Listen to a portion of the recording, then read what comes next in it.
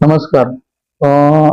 राष्ट्रीय महाकाल सेना ह्याच्यामध्ये जे आपल्याला आपण जे पद घेतलेलं आहे महाराष्ट्र मंत्रीपद, आता ह्याच्यामध्ये बाकीचे जे काय आपले महाराष्ट्रातले जे काय कानाकोपऱ्यामधले जे काय युवक आहेत, ज्यांनी सगळ्यांनी ह्याच्यामध्ये पद घेऊन किंवा काही आपले जिम्मेदारी घेऊन ह्याला पुढे करायला पाहिजे. करून त्याच्यासाठी माझा नंबर आहे 8424071111.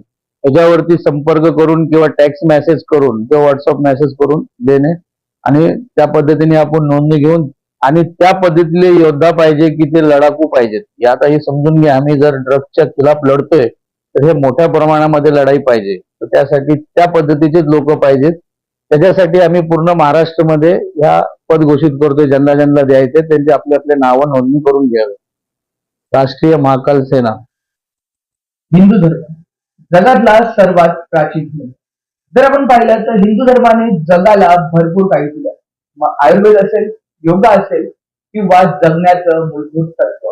परंतु सध्याच्या पिढीला हिंदू धर्म असेल किंवा जी आपली संस्कृती असेल त्याबद्दल विसर पडलाय.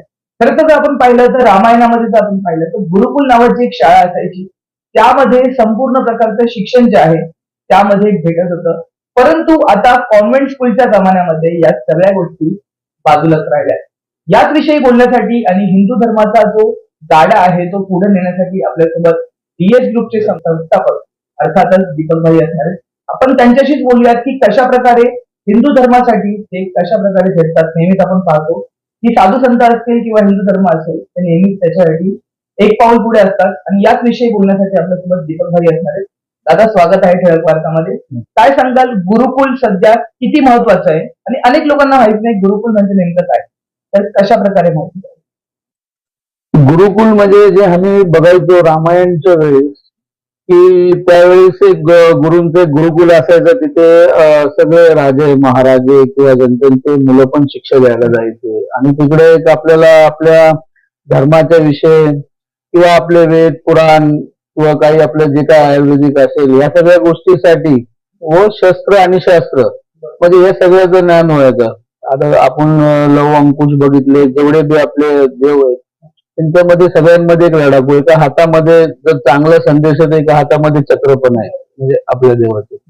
तर आत्ताचा जो टाइम चाललेला आहे, जर आपण बघितलं आजूबाजूला किंवा ज्या पद्धतीने चालले तर त्या पद्धतीने आपण कसे हिंदू धर्मामध्ये शाय लोक आहेत. म्हणजे आम्हाला असं वाटत नाही की कोणाला दुखावं किंवा कोणाला हानी पोचवावं किंवा काय त्या सगळ्या गोष्टीमधून. पण जी दुसरी कोम आहे समोरची ती ह्या सगळ्या गोष्टीला मान्य करत नाहीये. ते त्यांच्यामध्ये लिहिलेलंच आहे की धरा मारा कापा. आणि ह्या पद्धतीत जर अशी काही परिस्थिती आली जर आपल्या समाजावरती तर कमीत कमी आपण सेल्फ डिफेन्स साठी तरी तयार पाहिजे. योग्य ते आपल्या घरातल्या मुली असू द्या किंवा मुलं असू द्या, लहान किंवा वयस्कर व्यक्ती असू द्या, ह्याच्यामध्ये सगळ्या पद्धतीचा व्यायाम पण होतो आणि आपण आपला सेल्फ डिफेन्स पण करतो. तर गुरुकुलमध्ये आपण नक्की काय करणार, जसे आमचे राष्ट्रीय महाकाल सेना आज त्यांचं मला पद आहे, मंत्रीपद आहे महाराष्ट्र लेवलचं. तर त्याच्यामध्ये आम्ही महाराज स्वतः आज म्हणजे साधू संत लोक पण आज शेवटी खाली येऊन बोलायला लागले की आता तरी समजून जावा, कारण या शेवटचा मेसेज आहे असं समजून घ्या. खाली यावं लागलं. हो, एवढे साधा मानत लोक जसे आमचे कुशाल भारती आहेत त्यांचं भरपूर, आज तुम्ही मेवाड बघितला, अरुणाचल, भरपूर काय त्यांचे चांगलेच या सगळ्या गोष्टीचं चांगलं शिकवण आहे. तर आम्ही काय विचार केलं, तसं आता आपण हा भाग पकडूया डोंबिवली ईस्ट आणि वेस्ट, अशा दोन ठिकाणी जर अशी गुरुचरण जागा असेल सरकारची किंवा काय असेल तिथे आम्ही जसं तुम्ही डे केअर बनवताय लहान पोरांना ठेवण्यासाठी, तर तसं एक गुरुकुल होणार. तर त्या गुरुकुलमध्ये तुम्हाला शास्त्र शस्त्र हे सगळे म्हणजे तुम्हाला लट चार्ज पासून तर तलवारबाजी पासून तर तुम्हाला लहानपणा मुलींना ह्यांना शिकवल्या जाणार. मुलींना शिकवणाऱ्या साध्वी असतील आणि काही माझ्याकडे आता व्हिडिओ आहेत महाराजांचे देखील लट त्या पद्धतीने. तर ह्या सगळ्या शास्त्र पूजा पाठ तुम्ही एका तासासाठी तरी ठेवा, हरकत नाही. अर्ध्या तासात तरी तुम्ही कुठेही जात असेल आपले मुलं सोडून जावं. आम्ही त्या पद्धतीचा अरेंज करायचा विचार करतोय की गाडी सुद्धा तुम्हाला घ्यायला येणार आणि तुम्हाला ₹1 पे करायला लागणार नाही. आणि तिकडे खाणं पिणं सगळं स्वस्त म्हणजे गाय वगैरे ज्या पद्धतीने असायचं पहिले आपण बघत असेल त्या पद्धतीचा आमचा विचार आहे ह्याने असं होतं की आमच्या मुलांना पूजा पाठ आज करतच नाहीये. नक्की नक्की बघायला गेलं की सरळ उठले की बाहेर चालले किंवा काही घरात पूजा पाठ नाही, मोठ्यांचा आदर नाहीये. त्या सगळ्या गोष्टी हिंसक होत चालल्या आणि त्याच्यामुळे हा केमिकल पण सोडलेलाच आहे बराच. तर ह्या सगळ्या गोष्टीसाठी आम्ही हे कॉन्सेप्ट करणार की बाबा असं व्हायला पाहिजे की डे केअर सारखं मुलांना तिकडे ठेवून शिक्षण झालं पाहिजे, आपल्या हिंदू धर्मासाठी तटस्थ राहायला पाहिजे. कारण की आज जर आपण सोडलं तर जसे 2000 वर्ष पहिले आपल्यावरती झालेले आहे ती परिस्थिती परत येऊ शकते आणि ती आल्याचं जमा आहे. जर वातावरण आम्ही आमच्या लेवलला बघतो तर आम्हाला तसंच वाटतंय की या सगळ्या गोष्टीची फार गरज आहे महाराष्ट्राला.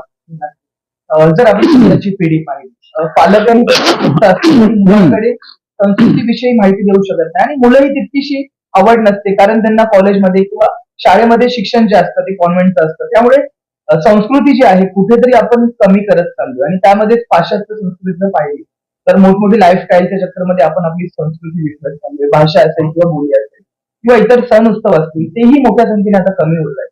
तर त्या तरुणांनी आणि पालकांनी कशा प्रकारे सजग व्हायला पाहिजे येणाऱ्या काळात? त्यांनी तर पहिले लक्ष ठेवायला पाहिजे मुलांवरती की आजकाल तर जे काय पद्धती चाललेल्या आहेत. आपण म्हणतो चला शाळेला गेला मुलगा आपला शिकतोय तिकडे, मुलगी आपली शिकते तिकडे, पण सगळ्यांचेच मुलं शिकत नाहीये. कारण की काळजी घेणं गरजेचं आहे की ज्या पद्धतीचं हे वातावरण चाललेलं आहे त्याच्यापासून आपण आपल्या धर्मावरती किंवा आपण आपल्या मुलांवरती खास करून आता लक्ष देण्याची गरज होती. पहिले तर खरंच एवढं गरज बी नव्हती की 2-2, 10-10 किलोमीटर आपण लोक चालत जायचो आणि फिरायचो, काही वाटायचं नाही त्यावेळेस. पण आता एवढं सहज सगळ्या गोष्टी मिळून जातात ना, अरेंज होऊन जातात ना, त्याचा फार दुष्परिणाम चाललाय. आणि ह्या पद्धतीसाठी करून मुलांना, आई वडिलांना, पालकांना या गोष्टीवरती लक्ष देणं गरजेचं आहे. खास करून जे यंग मुलं आहेत ज्यांना माहिती आहे 15-16 क्रॉस केलेलं आहे, बरं वाईट जग आहे, त्यांना कळतं, तर त्यांनीही या गोष्टीकडनं काळजी घेणं लय गरजेचं आहे. तर भारत देश पाहिला पुरुष प्रधान देश मानला जातो, परंतु महिलांचं योगदान देखील देशाला तितकंच लाभलंय. पण सध्याची जर महिला पाहिली तर सक्षमीकरणाबाबत कुठेतरी प्रश्नचिन्ह उपस्थित राहते. महिला शिकली परंतु सेल्फ डिफेन्स जर असेल किंवा घरामध्ये असेल ती अजूनही तितकं सजग होता आली नाहीये. तर महिलांसाठी कशा प्रकारे आपल्याच्या योजना असतील, जसं आपण सांगितलं की गुरुकुलमध्ये महिलांना, मुलींना देखील प्रशिक्षण दिलं जाणार आहे, तर महिलांसाठी किती महत्वाचं असणार आहे? आता तिथे साधू महात्मा आले तर देव देवस्थान काय पाठ पूजा ते तुम्हाला तर ते तर सरळच आहे, ते तुम्हाला होणारच आहे. परत ते तुमच्या सेल्फ डिफेन्ससाठी विचार केलं तर तिथे भरपूर काय जसे लटबाजी आहे, तलवारबाजी आहे सेल्फ डिफेन्स मध्ये. मग त्याच्यामध्ये आखाड्यामध्ये त्यांना काय शिकवलं जाईल, अजून भरपूर त्याच्यामध्ये आहे की ते काय जसं हे असतं सगळं, काही कलाकृती असतात, काही त्यांना आपलं हिंदू राष्ट्र कसा आहे, आपला आपला हिंदुत्व कसं आहे त्यासाठी भक्कम राहणे किंवा इतर काही लोकांवरती न विश्वास ठेवून ना त्याला बळी न पडणे, या गोष्टी सगळ्या शिकवल्या जातील तिकडे. तरुणांना हिंदुत्वाचा विसर पडलाय का, आणि पडलाय तर नेमका का पडलाय किंवा कोण भरळ घालतंय का असं, त्याला कारण? तरुणांना आता विसर देवाचा पडलेला आहे. आता कसा हिंदू धर्माचा तर ते विसरलेलं जातं. भरपूर लोकांना बघितलेलं की काही कुठल्या गोष्टी तटसत नाही, कारण की त्यांचं सगळं त्यांच्या एखाद्या विषयावरती पण बोलल्याच्या नंतर तरी डायरेक्ट ते आक्रमक होऊन जातात. पण आपल्या लोकांमध्ये त्या पद्धतीचं जिद्द राहिलेली नाही. आता मग आम्ही लोकांनीच विचार केला की नाही, आम्ही तरी राहू तरुण का, जेवढे आहेत आमच्याकडे त्या पद्धतीने राहू. मला तर वाटते एकानी सुट्टी कामा नाहीये असं आहे. हिंदूंचे पाय खेचण्यात असं वाटतं कधी? आपणच आपल्या लोकांना डावलतो किंवा कोणीतरी आवाज उठवतो आणि त्याला मागे खेचण्याचं काम आपलेच लोक करतात. तर आता काय थोडीशी नवीन पिढी आहे, काही लोक जवळच खेचत म्हणजे त्यांना माहितच नाही ना काय चाललंय करून. ते काय फार जागेवर आलेले, त्यांनी कधी कष्ट बघितलेलं नाही, कधी त्रास बघितलेला नाही. जर आपण पाहिलं तर इतर धर्मांविरुद्ध कोणी बोललं तर आंदोलन होते, दंगे होते, परंतु हिंदू धर्माला सॉफ्ट टार्गेट केलं जातं. मग देव असतील किंवा काही असेल त्याच्यावरती सहजरित्या कोणीही स्पष्टीकरण देतं. असं का होतं की धाक राहिला नाही का हिंदूंचा? ते हिंदूंचा पण एक मोठा इतिहास आहे, ते क्षत्रिय होते, लढाकू होते. असं असताना सहजरित्या देवदेवतांवरती अशा प्रकारे सोशल मीडियावरती किंवा भाषणांमध्ये का शिकत जायचं? तर त्या पद्धतीतलं त्यांच्यामध्ये खुन्नसच राहिलेली नाही. म्हणजे जे जसं पाहिजे होते आम्हाला, म्हणजे असं एखाद्या रस्त्यावरती असं कागदावरती पण असं पहिले असं देव असं फाटलेला दिसलं तरी आम्ही उचलून त्याला कुठेतरी गाडी किंवा असं चांगल्या ठिकाणी न्यायचा प्रयत्न करतो. तर आताची ती आगच राहिली नाही त्यांच्यामध्ये. आता ह्यांनी काय सगळा सत्ता नशा करून टाकलेला आहे आणि त्याच्यामध्येच हे सगळे वाया गेलेले आहेत. आणि काय करायचं आपल्या धर्माबाबतीत किती तटस्थ राहायला पाहिजे. कोण काय बोललं तर त्याला रिप्लाय नाही, नुसतं शिव्या देऊन चालत नाही. काही गोष्टी असं असं फोनवरनं शिव्या द्यायच्या असल्या तर माझ्याकडे मी लाखो शिव्या देऊ शकतो, पण ते काय अर्थ नसतं. मेन त्या गोष्टीवरती तुम्ही काय काम करताय, त्या गोष्टीवरती तुम्ही काय काम करताय, कोण कशाला बोलतो. तुम्हाला तुमच्या देवाच्या इथं तर कोणी बोलणारं ऐकून पण घ्यायला नाही पाहिजे समोरासमोर. सरळ सरळ गोष्ट आहे. आपण कोणाच्या देवा धर्मामध्ये पण इंटरफेअर करत नाही किंवा आपल्या देवा धर्मामध्ये पण कोणी इंटरफेअर करायला नाही पाहिजे. तुम्ही ताट राहिल्याच्या नंतर, तुम्ही अरे म्हणल्याच्या नंतर, कार्य म्हणल्याच्या नंतर तुम्हाला हा प्रश्न दुसरा पुन्हा बोलणार नाही. तुम्ही ऐकून घेत गेले यावेळी अरे ऐसा बोला वो ऐसा किया, ते ऐकून घेतल्याच्या नंतर तो समोरचा बोलतच राहणार तुम्हाला. आपण महाकाल सेनेबद्दल बोलूया, कारण त्यांचं जे योगदान आहे ते संपूर्ण देशामध्ये पाहायला मिळतं हो, आणि हिंदू राष्ट्र निर्मितीसाठी देखील महत्वाचं आहे. तर महाकाल सेनेबद्दल काय सांगाल, कशा प्रकारे भारताच्या गावागावांमध्ये पोहोचलेलं आहे एक सेना आहे आणि प्रत्येक भारतीयाने काय आम्हाला सांगितलं? हिंदू राष्ट्र निर्मितीचा विषय येत नाही, कारण की राष्ट्रच हिंदू आहे. बरोबर आहे. त्यांना आधीच आम्ही ज्या टायमाला पाकिस्तान दिलंच होतं आणि जेव्हा बाबासाहेब आंबेडकरांनी पण सांगितलं होतं की ही एक बी नाही पाहिजे तिकडं. बरोबर. आपण राहिल्याच्या नंतर आमच्या उरावर पण नका उडू ना. बरोबर आहे की नाही. तर त्या गोष्टीसाठी आहे की आता जर राहिलेलेच त्या पद्धतीने आणि हिंदू राष्ट्र याला बोलायची काय गरज आहे. आणि कोणाकडनं थोडी आम्ही सर्टिफिकेट घ्यायला बसलेले. बरोबर आहे. तर आपण फक्त सक्षम राहावा, फक्त आपणच आहे. फक्त आपण सक्षम राहा. आपण कोणाला दुखवत नाहीये, पण तुम्ही ह्या गोष्टीकडनं वाचून राहा असं आहे. महाकाल सेनेबद्दल आता जे आमचे महाराज आहेत कुशाल भारती, त्यांचं स्पष्ट भरपूर तुम्ही युट्यूबला पण बघू शकता किंवा कुठेही चेक करू शकता तुम्ही त्यांच्या पद्धतीने की महाराज महाकाल सेना ही अशी आहे, ही एक प्रकारे एक दुसरी आर्मी आहे. त्याला नागा फोर्स बोलतात.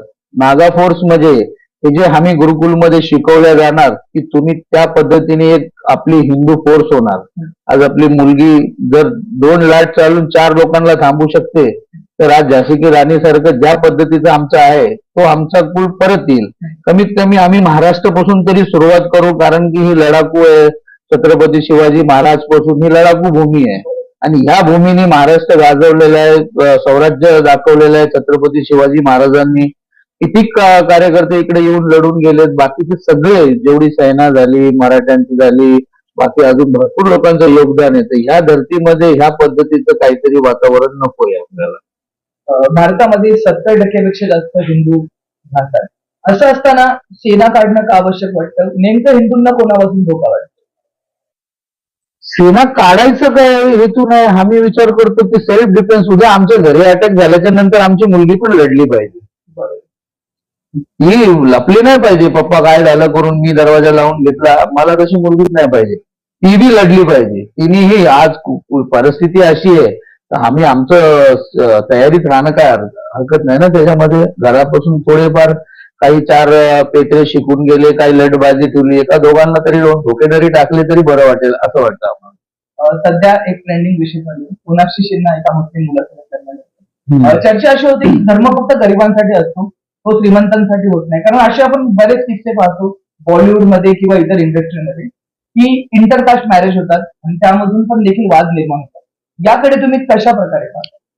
आता ते बॉलिवूडचं काय, ते एक आपले कला त्यांचं ते जगाच्या पलीकडे गेलेले आहेत. त्यांचं काय विशेष ठेवलं नाही, कारण की आता ते फॉर्म मध्ये जाण्याच्या तयारीत आहेत.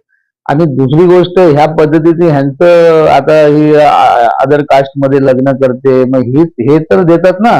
ह्यांनीच शाहरुख खान आणला, ह्यांनीच सगळे आणले दुनियामध्ये आणि ह्यांनीच सगळे वाजवले. बाकी हे आपल्या मुलींचं नाव रामायण आहे, त्यांच्या घरात मुस्लिम जावई किंवा या गोष्टी आता ते शत्रुघ्नांना समजायला पाहिजे काय चाललंय करून आता. जाता जाता शेवटचा प्रश्न, तरुणांना कशा प्रकारे आवाहन कराल? तरुणांना काय मेसेज द्याल? हिंदू धर्माबद्दल किती पॉवरफुल झालं पाहिजे? कारण काळात धोका जसं तुम्ही सांगितलं की लढता आलं पाहिजे, तर युवांना काय सांगा? आता युवांना मी सांगतो, आता जे पद्धतीने आपण तयारी करतोय तर मी प्रत्येक वेळेस काय बरं मुलींचाच विषय बोललो की मुलींनी तरी आपलं सेल्फ डिफेन्स मध्ये राहायला पाहिजे. तर तुमच्या बरोबर गृहयुद्ध कसा होतोय ते मी सांगतो. हा जो MD ड्रग्ज ज्या पद्धतीने तुम्हाला क्रिस्टल काय काय म्हणून तुम्ही घेत असतील त्याच्यामध्ये, हा काय करणार तुम्हाला? हा तुम्हाला पहिले यंग जनरेशन हा आताचा पिढी घेतोय, बरोबर आहे. एवढीशी पुढे घरचे पण बिचारे किती शोधतील तुमच्या पॅकेटमध्ये, तुम्ही कुठेही टाकू शकता, माचीसमध्ये कुठेही काही असू दे. त्या घेतल्याच्या नंतर पहिली गोष्ट की तुमचं जे विचारशक्ती असते ती, म्हणजे तुम्हाला काय आठवायचं असेल तरी पण तुम्हाला थोडा वेळ लागला, अरे कोणाला फोन लावायचा होता, काय लावायचा होता, त्या पद्धतीचा तुमचा विषय होणार.